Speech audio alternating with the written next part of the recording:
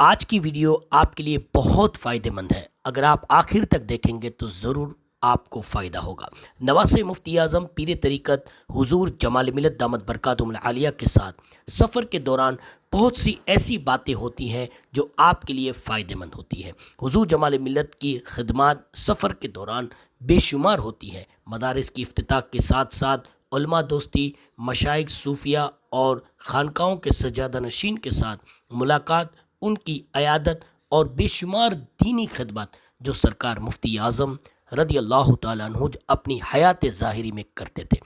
تو حضور مفتی اعظم کے نقش قدم پر چلتے ہوئے آج حضور جمال ملت ان کا ایک آئینہ ہے اور ان کی ایک زندہ کرامت ہے۔ دوستو، آئیے، حضور نے اپنے مریدوں اور عوام اہل سنت کے لیے خاص کچھ وظائف بتائے ہیں۔ آج کی ویڈیو آپ کے لیے خاص ہے۔ زیادہ انٹروڈکشن نہ دیتے ہوئے میری گزارش ہے کہ آپ اس ویڈیو کو ضرور شیئر کریں گے اور چینل پہ فرسٹ ٹائم آئے تو سبسکرائب کریں۔ میری گزارش ہے کہ جتنے بھی مرید و حضور جمال ملت ہیں، کم سے کم 100 لوگوں تک یہ میسج پہنچائے، اور عوام اہل سنت سے گزارش ہے آپ 5 لوگوں تک بھی پہنچائیں گے، اللہ آپ کو جزا عطا فرمائے۔ آئیے سماعت کرتے ہیں۔ جو کاروبار سے پریشان رہتے ہیں یا دشمنوں، حاسدین یا حکومت کے کارندوں کی نظر بد کا شکار رہتے ہیں،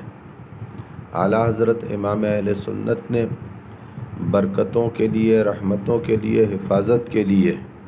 اور سلامتی کے لیے جو وظائف تعلیم فرمائے ہیں وہ اس طرح سے ہیں۔ فجر کی نماز کے بعد یا عزیزو یا اللہ ہو 100 بار پڑھا جائے، اور اگر کوئی پیسے سے تنگ دستی کا شکار ہے اور کاروبار نہیں ہے تو اسے چاہیے کہ طلوع فجر سے پہلے، یعنی کہ فجر کا جو جھٹ پٹا اجالا ہوتا ہے اس اجالے کے پھیلنے سے پہلے پڑھے سبحان اللہ و بحمدہ، سبحان اللہ العظیم و بحمدہ، استغفر اللہ۔ اعلیٰ حضرت امام اہل سنت اس وظیفے کی وضاحت کرتے ہوئے فرماتے ہیں، بخاری شریف کی آخری حدیث ہے یہ، کہ اللہ تبارک و تعالیٰ ان کلمات کی برکت سے آسمان اور زمین والوں کو رزق عطا فرماتا ہے، مگر شرط یہی ہے کہ فجر کی نماز قضا نہیں ہونا چاہیے۔ اگر کسی مجبوری میں قضا ہو گئی تو ادا کے بعد پھر یہ وظیفہ پڑھ لے، مگر اس وظیفے کا جو وقت ہے، جس طرح سے دواؤں کا وقت ہوتا ہے کہ دوا وقت کے اوپر کھائی جائے تو اثر کرتی ہے، کھانے کے بعد کھانے والی دوا کو اگر کھانے سے پہلے کھا لیں گے تو نقصان دے گی، رات کو سوتے وقت دوا کو کھانا ہے اور صبح اٹھنے کے بعد کھائیں گے تو وہ نقصان دے گی۔ اسی طرح وظائف کا بھی ہوا کرتا ہے۔ اس وظیفے کو طلوع فجر سے پہلے پڑھنے کا اعلیٰ حضرت نے فرمایا ہے۔ اس کے بعد پھر ظہر کی نماز کے بعد کا وظیفہ ہے، 100 بار پڑھیں، اول آخر 11 بار درود شریف پڑھنا ہے، یا کریمو یا اللہ ہو، یا کریمو یا اللہ ہو، سمجھے نا۔ پھر عصر کی نماز کے بعد کا وظیفہ ہے یا جبارو یا اللہ ہو، 100 بار،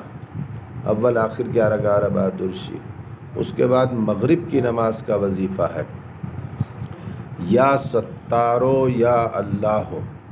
اول آخر 11 بار درود شریف۔ اس کے بعد پھر جو ہے اپنے عشاء کا وظیفہ ہے یا غفارو یا اللہ ہو، یہ 100 بار، اور 450 بار پڑھیں حسبنا اللہ و نعم الوکیل۔ ان تمام اول آخر درود شریف پڑھیں، جتنی بار پڑھ سکتے ہیں، سمجھے نا۔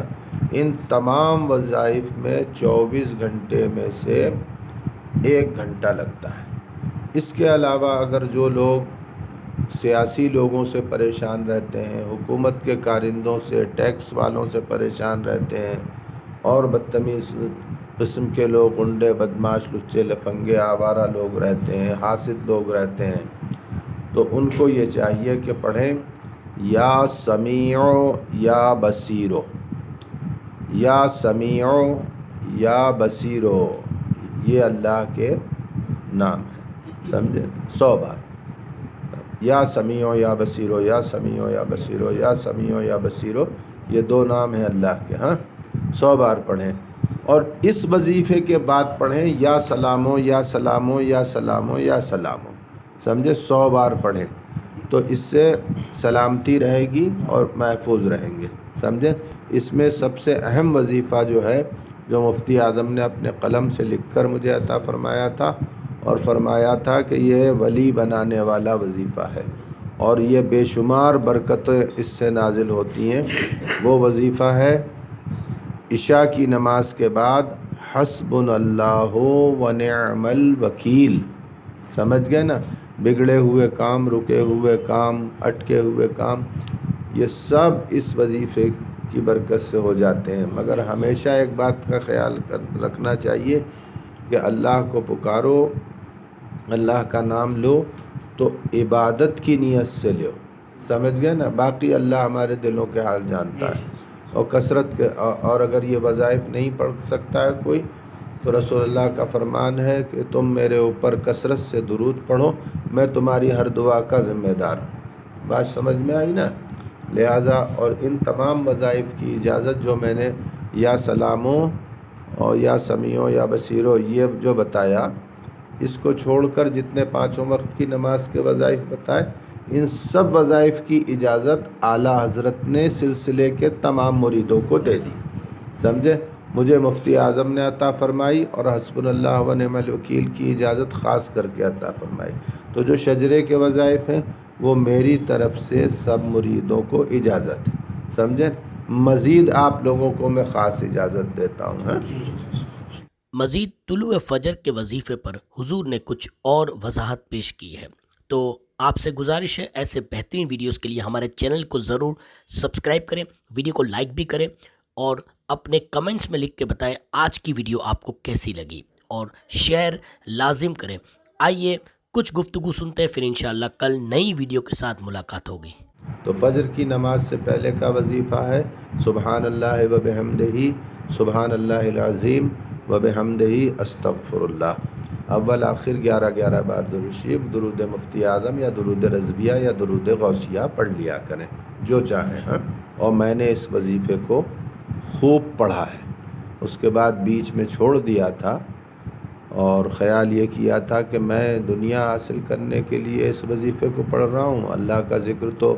عبادت کے لیے کیا جاتا ہے۔ تو اب میری نیت یہ ہے کہ میں جو ہے دنیا حاصل کرنے کے لیے نہیں، عبادت کے لیے پڑھتا ہوں، تو اس وظیفے کو میں پڑھتا ہوں، مگر نیت میں نے اپنی بدل دی ہے، تو اللہ مجھے خوب عطا کرتا ہے، دنیا بھی اور دین بھی، وہ اس کی شان ہے کہ جو ہم مانگتے ہیں وہ اپنی اوقات، اپنی حیثیت و معلومات کے مطابق مانگتے ہیں، اور اللہ کا علم لامحدود ہے، اللہ کی نعمتیں لامحدود ہیں، اللہ کی نعمتوں کے بارے میں اور اس کے پاس کیا خزانے ہیں اس کے بارے میں اللہ کے بندے 0.1% بھی نہیں جانتے، سمجھے۔ ہم آپ جنت میں حیرت زدہ ہو جائیں گے جب ان نعمتوں کو، خزانوں کو دیکھیں گے، جس طرح سے آج زمین کے اندر خزانے نکل رہے ہیں تو سب حیرت زدہ ہیں کہ یہ کیا نکلا، یہ کیا نکلا، اسی طرح جنت میں ہم آپ حیرت زدہ ہو جائیں گے۔